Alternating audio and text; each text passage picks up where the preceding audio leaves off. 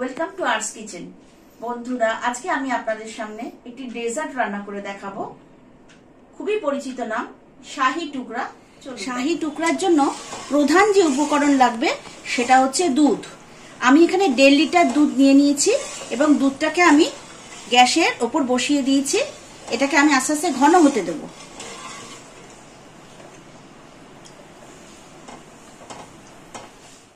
দুধটা ফুটে গেছে, এবার আমরা এর মধ্যে একটু এলাচ গুঁড়ো করে দিয়ে দেবো। এতে ফ্লেভারটা খুব ভালো আসবে। এবার আমরা অন্তত 10 মিনিটের জন্য দুধটাকে ফুটতে দেবো।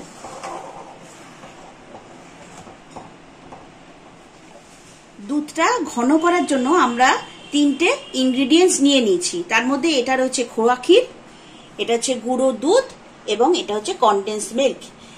দুধ ঘন করার জন্য আমরা এই যে গুঁড়ো দুধটা রয়েছে এটা আমরা অবশ্যই হালকা উষুম গরম দুধের সঙ্গে মিশিয়ে দুধের মধ্যে এটাকে দেব। তাতে দুধটা ঘন হতে সময় বেশিক্ষণ নেবে না, তাড়াতাড়ি হয়ে যাবে।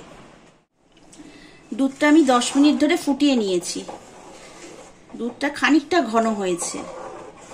এরপর আমি এর মধ্যে যে গুঁড়ো দুধটা সামান্য উষুম গরম দুধে মিশিয়ে নিয়েছিলাম সেইটা আমি মিশিয়ে দেবো এর সঙ্গে।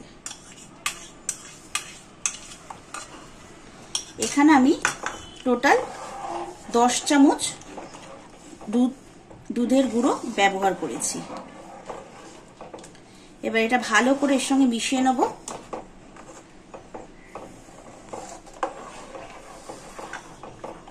এরপর আমি যে খোয়া ক্ষীরটা রেখেছি সেই খোয়া ক্ষীরটা আমি এর মধ্যে দিয়ে দেবো।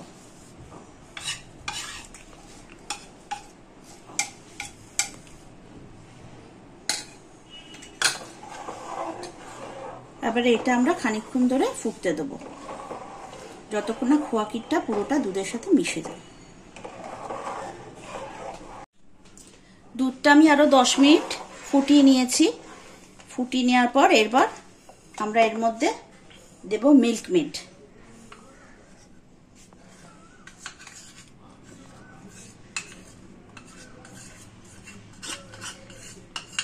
দুধটা ঘন হয়ে যাওয়ার আগেই আপনারা যদি ইচ্ছা করেন তাহলে এই যে আমরা এলাচ দিয়েছি সেই এলাচের টুকরোগুলো আপনারা তুলে আলাদা করে সরিয়ে রাখতে পারেন। আমি ক্ষেত্রে সরিয়ে রাখবো, আবার নাও করতে পারেন, সেটাতে কোনো বাধ্যবাধকতা নেই। মিল্ক মেডটা আবার ভালো করে মিশিয়ে নেবো দুধের সঙ্গে।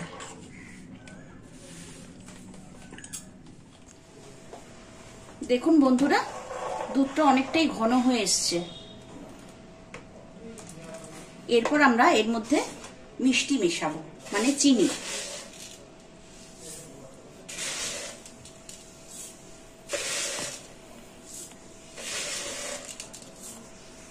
আমি এখানে 4 চামচ মেশালাম। এবার এটা আপনারা আপনাদের স্বাদ মতো মেশাবেন।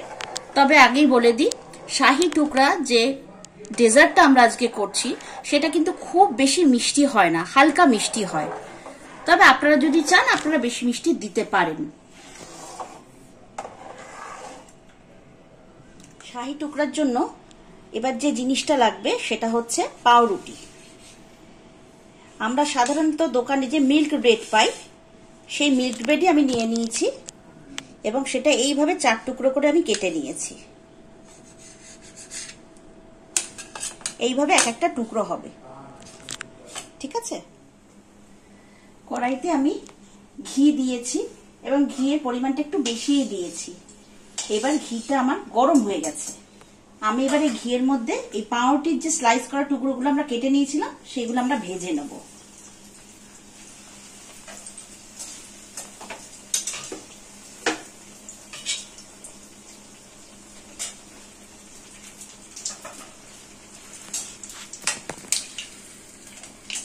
এপিট এপিট করে লাল করে ভেজে নেব। ভেজে নিয়ে আমরা একটা জায়গায় রাখবো।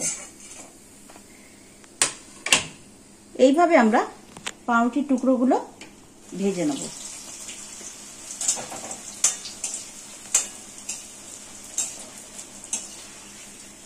এগুলো ভাজতে বেশি খুব সময় কিন্তু লাগে না।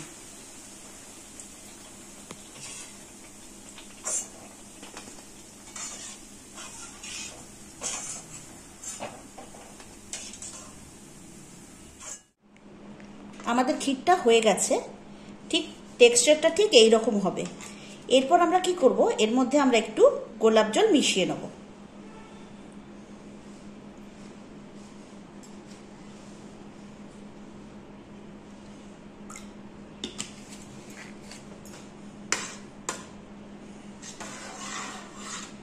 ভালো করে গোলাপ জলটা এই ক্ষীরটার মধ্যে মিশিয়ে নেব। এবার আমরা রেডি করব শাহি টুকরা। এবার আমরা বানানো শুরু করব শাহি টুকরা। প্রথমে আমরা এই প্লেটটা নিয়ে নিয়েছি, এই প্লেটটার মধ্যে আমরা প্রথমে খানিকটা ক্ষীর দিয়ে দেব।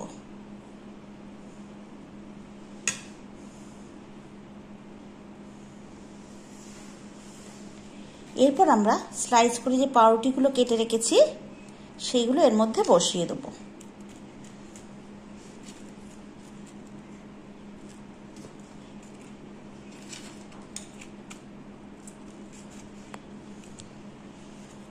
এরপর আমরা এর উপর দিয়ে আবার ক্ষীরটা দিয়ে দেব।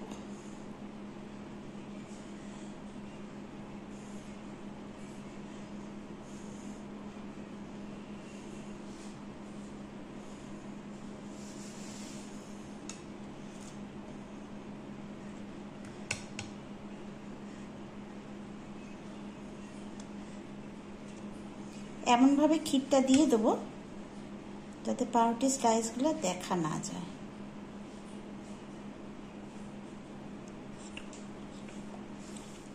আমরা এরপর এর মধ্যে কেটে রাখা কাজু এবং আলমন্ড দিয়ে দেব এবং তার সঙ্গে 2-1টা কেশর। আমাদের শাহি টুকরা রেডি। এটা আপনি গরম গরমও খেতে পারেন বা ফ্রিজে ঠান্ডা করে খেতেও পারেন, সেটাতেও স্বাদ ভালোই লাগে।